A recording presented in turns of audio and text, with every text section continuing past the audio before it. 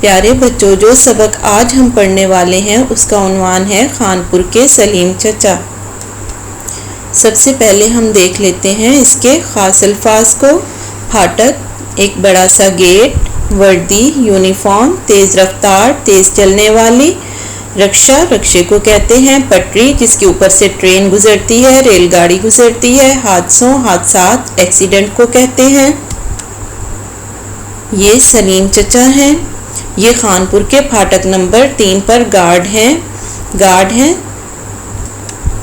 Guard यानी चौकीदार हैं। सलीम चचा रोज सुबह 5 बजे अपनी वर्दी पहनकर फाटक के पास बैठ जाते हैं। वर्दी पहनकर, यूनिफॉर्म पहनकर फाटक के पास बैठ जाते हैं। वो दिन भर यहीं रहते हैं और मेहनत से अपना काम करते हैं।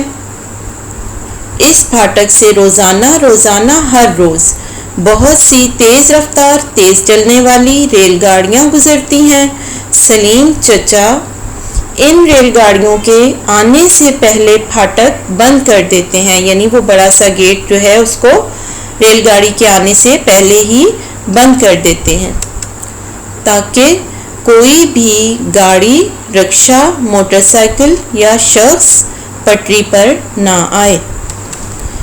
सलीम चचा हमेशा कहते हैं कि बच्चों को रेल की पटरी से दूर रहना चाहिए।